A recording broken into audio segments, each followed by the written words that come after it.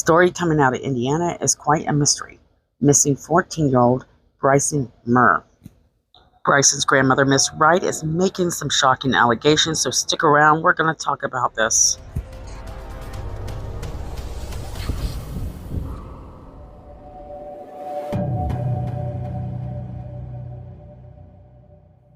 "14-year-old Bryson continues to be missing.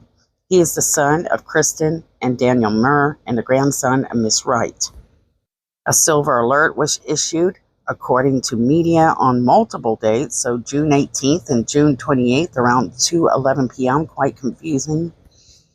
According to investigators, they're worried about Bryson's safety. Why? Because Bryson's grandmother called 911 to report her grandson was allegedly being beat by his father, Daniel Muir. We are learning that Daniel Muir is a big guy and is an ex-NFL player. Kristin Muir, his mother, contacts her mom, Miss Wright, and asks her to pick up her son, Bryson. Bryson's grandmother tells media, there's a few hints where Kristin has a few concerns about her son, Bryson, although they're not going into details about that because it's an ongoing investigation. And definitely investigators are not sharing anything else that they know right now other than, the fact that he did have a black eye, a busted lip, and a swollen face. According to his grandmother, she said she asked Bryson how did he get these injuries, and he tells his grandmother that these injuries come from his father, Daniel Muir. So Bryson lives on a family compound. It's also a religious compound. It isn't just any compound, though. It's with a group called, for now, let's just say that they call themselves Israelites, referring to themselves as part of the lost Israelites, the lost tribes, many thousands of years ago. Several members of this group live on this compound. They work as a community with common interests and goals. And to put it quite simply, there's several different pastors with different communities or groups that are working together as one. So it's almost like you can buy into a franchise. So each pastor that you see here has their own little compound community. And before we go any deeper in the story, I think you need to understand who a few of these people are. So you see the guy right here drinking beer, referred to as Pastor Dowell.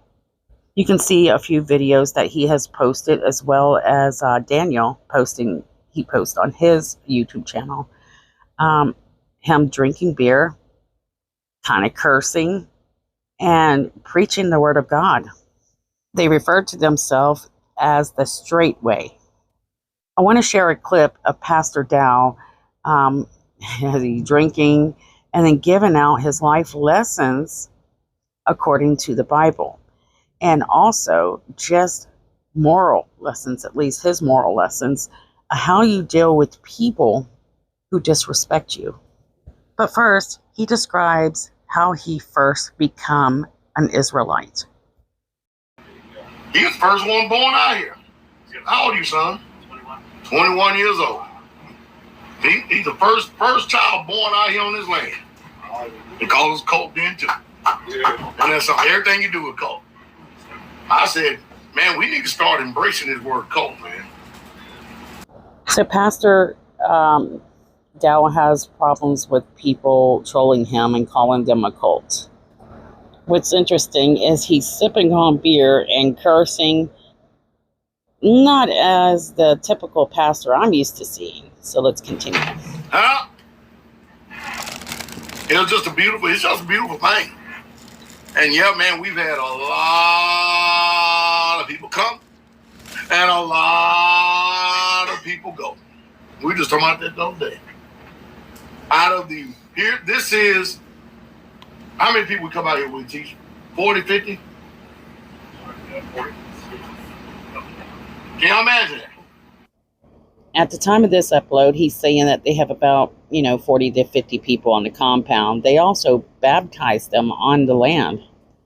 if you're a member long enough to die on the property, you are, it seems like, buried on the property as well. They're the only two originals that's in the grave. When I say original, I'm talking about at the first inception, before we even got out of here. And so the only ones that are left is Teacher Shane, myself, Deacon Bell, Mama Dow, and Mother Carol. That's it. That's all that is left from original Straightway. Now we had some people come in a few years later, a year later, like Diane and Elder Doug and Sister Barb and Mama Vicky and all of them. They've been here. All of them been over here well over 23, 24 years. I'm talking about when we first started this thing. There was nobody but us. That's it. Oh, that's it. 5 living and 2 buried up there in the ground, where their bodies in the ground. Yeah, sure is. Says, look, man, when you get married, don't be bitter against your wife. You know the reason why I told you that? Because you're gonna be bitter. Because they're gonna do things to make you bitter. Yeah, they are. Yeah, they are. No, I know. Go ahead. You know better than the writers. You know better than go ahead on with your bad self. I just know what the book says. Women are wicked. Period. I saw among 1,000, and I found one man. One man out of 1,000. At least we got hope. You get 100,000 men, guess what? You have 100 righteous men. But a woman, I find out. You can have 100,000 women and you still don't find a righteous woman. So Pastor Dowell seems to be the father of this group. So let's listen a little bit to the one and only Pastor Muir, Bryson's father. Hallelujah. Out here on this beautiful sunny day, getting some work done around the land. So thank the Father for it. Here's the nature of this video though. So obviously, my feed on my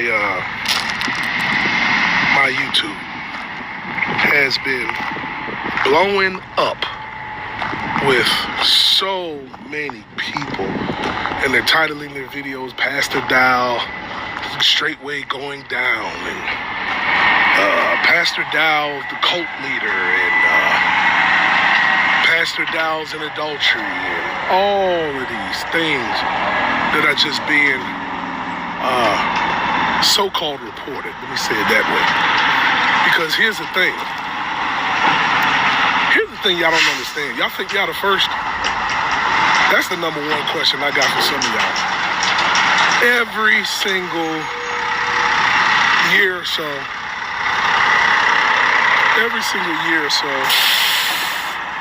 we get these disgruntled, every 2, 3, 4 years, we get these disgruntled people who, but every 2, 3 years, you get these folk who come out with all these videos and they all report the same things, and they come out like they got new information, right? So seriously, anybody that's been even paying attention to this ministry for any length of time, you all know that they're going to come out with the whole RG Stare allegations. And then what's going to happen is the truth will finally come out, and a lot of y'all will have egg on your face looking stupid again, but y'all ain't going to come out and make these videos saying how wrong you were. Then the whole, Pastor Dow's an adulterer. You can get all that. That's the other big title now. So now you got people with all these videos, one after another, after another, after another. And here's a question I'm going to ask y'all. Because a lot of y'all will get on there and all say, I love the Father. I know the Most High. You'll be on there quoting scriptures and all type of things. Here's one thing, though. The book talks about you bearing false, here's the key word, witness. Last time I checked, a witness is someone who actually sees something. Someone that actually can report and say, hey, that happened. I agree with him there that you have to be proven if you're going to accuse. So he's had some accusations, and here's the thing. Today, Grandma's coming out and saying that his son said that he was injured by Dad. So here is a report of someone who's seen what happened.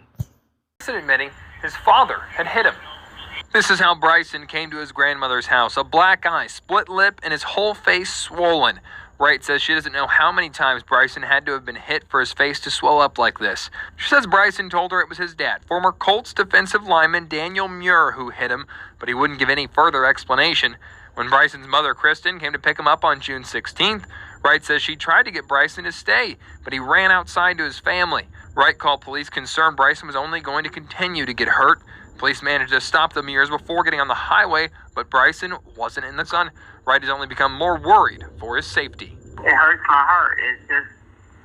It hurts me that anyone could be beaten like that. It hurts that a parent would allow that. It hurts that my daughter would allow anyone to do that to her child. For now, they're asking anyone who knows anything about Bryson Muir or his family to give them a call. In the newsroom, Eric Graves, Fox 59 News. Here's a picture of Bryson's mother, and this is coming from JLR. He has a YouTube channel, so you can check him out. So what seems to have happened is the grandmother got Bryson to her home, where she noticed that he had these extensive injuries. After talking to him about it and finding out what happened, she suggests that they report it. And I guess he must have called his parents and they come and picked him up. Not positive, but that's what it sounds like. Once the parents picked him up, no one has seen or heard from him again. And they are not cooperating with investigators after they said they would. Instead, they backed out and hired an attorney. I reached out to the Muir family and suggested that they show a photo or a video at least showing the investigators that he's okay and alive. Otherwise, it could cause more issues. I want to share another clip from Fox News. This reporter says that Miss Wright is the one that is responsible for taking the picture of this child's face. She told me that, he deserved it and it was okay. So I told him that it wasn't. No one should beat their children like that, not if they love them. After 4 days at his grandmother's house in the Cleveland area, Bryson's mom, Kristin Muir, picked him up. When she picked him up, I knew that she was taking him back to an abusive situation when she told me that I could care for him. So at that point, I knew that I had to call the authorities. She did call police, who stopped Kristin Muir just a few minutes after leaving, but Bryson was not in the car. I just want to find Bryson. I want to make sure that he's okay, and I need to see that he's okay. No one should beat their children like that, not if they love them. Friday night, I spoke to Wright on the phone for about 15 minutes about her daughter Kristin, son-in-law Daniel, and what she believes happened to her 14-year-old grandson. I just want to find Bryson. I want to make sure that he's okay. Wright says the day she went to pick Bryson up, there were 3 people in the car. His mom and dad, and a man she didn't know. But only Bryson drove the nearly 2 hours back to her Cleveland home with her. She just told me that I needed to pick him up. And because this is an ongoing case, I don't want to say everything that happened during our conversation, but she just told me that I needed to come get him. So again, it feels like, and it's speculated that mom knew, it might have been a dangerous situation for Bryson. She tried to get him out of there. And then when things started turning and grandma was like, we're going to get help, they picked him up. So that's not certain. That's just speculation. Looking at his injuries, he could have had a concussion. He could have had fractured bones, and he probably needed medical help. And that's probably what grandma was trying to tell him. I'm not certain. But I am so glad that she decided to do something about it. So many people do not. It's a bad situation, but sometimes you just got to do what you got to do. Now, in this group, I couldn't find a clip that I had found, and I'll do it in another video if I find it. They talk about the fact that, sometimes you have people disrespect you, and sometimes you just have to punch them. They do talk very masculine. So the man runs the house, the woman walks behind the guy, and it's very important. It seems that the children have the utmost respect for the man authority. So maybe, teenagers are not easy. This wouldn't be the first time that the man and a teenage son would get in a conflict where it might get into a physical fight. It happens all the time, whether it's right or wrong. So Grandma seems to think that maybe Bryson is just being hidden since he has those injuries. And anyways, here's what she had to say. Police officers told me is that they probably put him into another vehicle, and that car drove off. As of Friday afternoon, Indiana State Police say both Kristin and Daniel are no longer cooperating with investigators. Friday morning, State Police say the Muirs backed out of a meeting with police that they were supposed to bring Bryson to. Bryson is, I believe, somewhere else, and they just don't want to bring him back. Maybe they don't want the police to see his face. I think it's been almost 2 weeks now, but I'm sure that those injuries are still there. So I only put in a few teasers and clips of these reports. You can go to the news channel, check out the full story.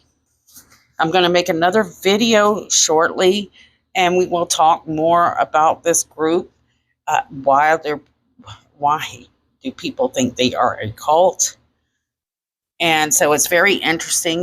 We know that the dad was like, I'm hearing all these rumors. People are pointing fingers at me.